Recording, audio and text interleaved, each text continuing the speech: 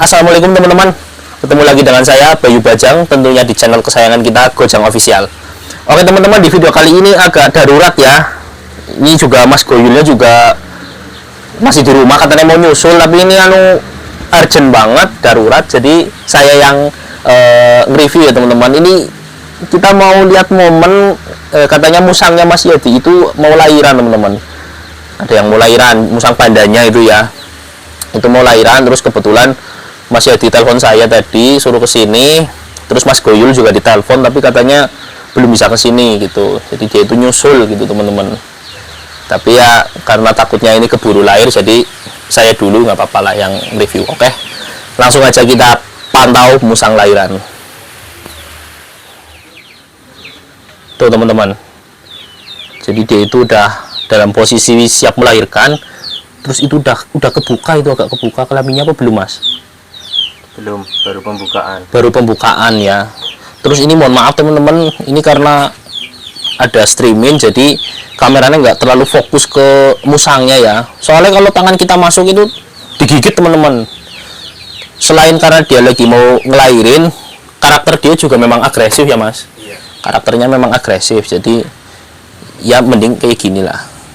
Tuh dia, nah, dia lihat jari aja udah siap strike gitu, apalagi kalau tangan kita sampai masuk.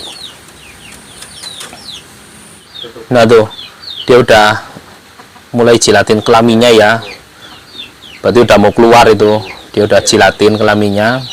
Terus itu putih-putih di itu bukan kelamin ya teman-teman, itu luka bekas waktu dia kawin teman-teman. Jadi dia itu kawin terus sama jantannya digigit, terus karena sama dia dijilatin terus jadi hair loss ya teman-teman. Hair loss itu bulu di sekeliling lukanya itu ke bawah lidah rontok gitu teman-teman.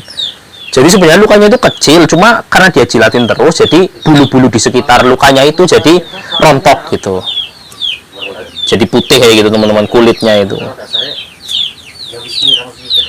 Oke teman-teman, karena itu kan prosesnya lumayan lama ya, terus itu juga tadi baru pembukaan satu, jadi kita tunggu dulu teman-teman. Soalnya kan kalau di videoin terus takutnya dia stres, terus dia jadi nggak bisa ngeden gitu teman-teman, terus dia jadi nggak bisa lahiran normal ya. Nanti malah dia harus disesar atau dipacu, soalnya kan sini rumah sakit jauh ya teman-teman. Nah kebetulan juga ini Mas Goyul udah datang teman-teman, tuh udah datang, jadi kita nunggu dulu teman-teman ya, sambil nunggu sambil ngopi teman-teman. Oke.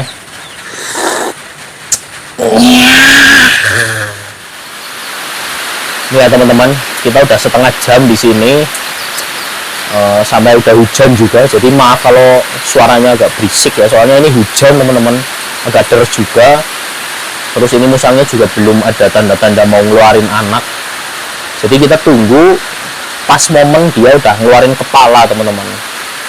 Soalnya kalau ini sekarang kita shoot takutnya dia lagi jadi stres gitu, jadi kita tunggu bener-bener dia udah ngeluarin kepala langsung kita shoot gitu teman-teman. Tuh.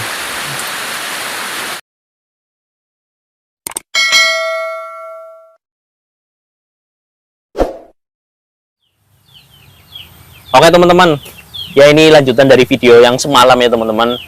Soalnya kan karena musangnya itu lahirannya lama, terus saya juga harus berangkat kerja jam berapa ya, jam 10 malam saya harus berangkat kerja, jam 10 kurang lah. Akhirnya saya tinggal, terus Mas Goyul yang stay di sini nungguin, mantau. Nah ternyata pas saya berangkat itu sekitar jam 10-an ya Mas. Iya. Itu lahir, keluar satu, tapi dalam keadaan sudah meninggal dunia gitu teman-teman. Nah terus ditungguin lagi lama, soalnya kayaknya di dalam masih ada lagi ya Mas waktu itu. Iya. Kan masih ada lagi, besar sih perutnya, masih besar perutnya. Ditunggu terus sampai akhirnya malam, hampir mau pagi itu subuh Mas Goyul pulang. Tahu-tahu jam berapa Mas? Setengah 6 ya, setengah 6 pagi tadi itu keluar lagi 2 teman-teman, dan juga ya belum rezeki lagi ya teman-teman, itu dua-duanya juga meninggal. Jadi total 3 anak itu meninggal semua teman-teman.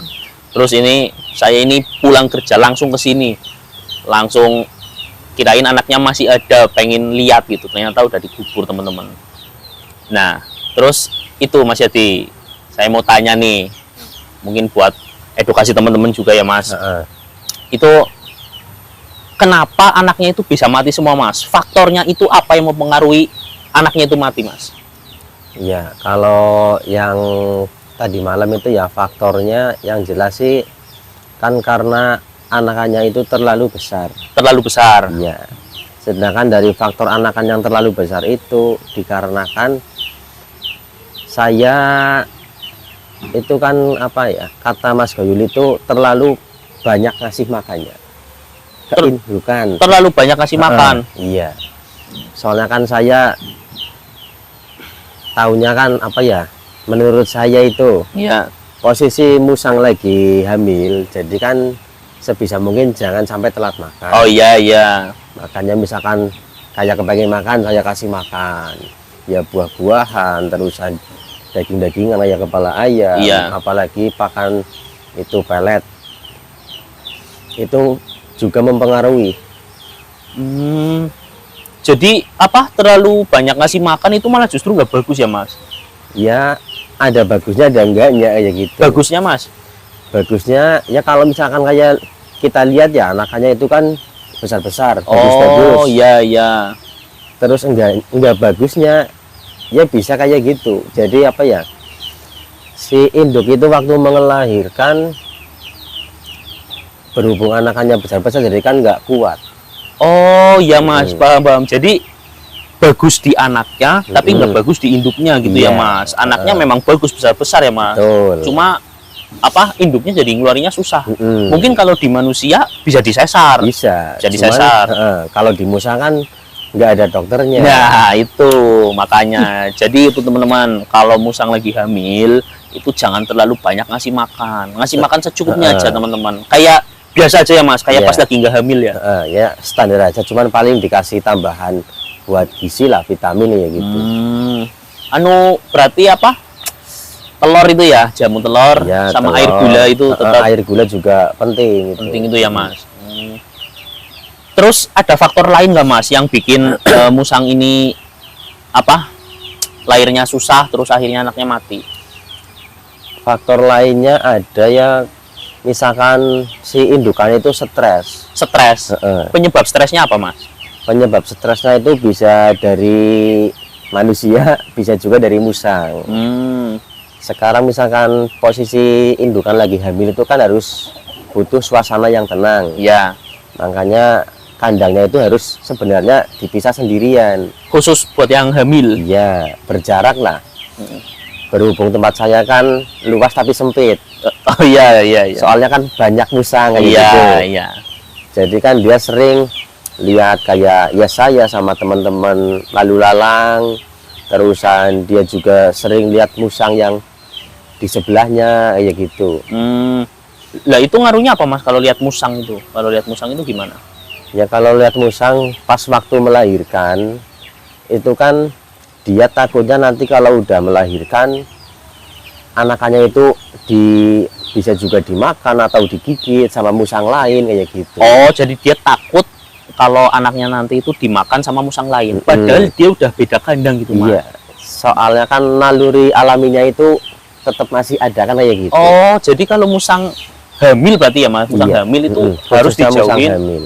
harus dijauhin dari musang lain gitu. Iya. Soalnya ya dia jadi stres karena dia punya pikiran naluri alaminya itu, wah anak saya mau dimakan ini. Terus akhirnya dia stres. Betul. Oh, kayak Ya, gitu ya. itu senajan kesannya sepele tapi bener-bener apa ya, mempunyai dampak kayak Oh gitu. iya.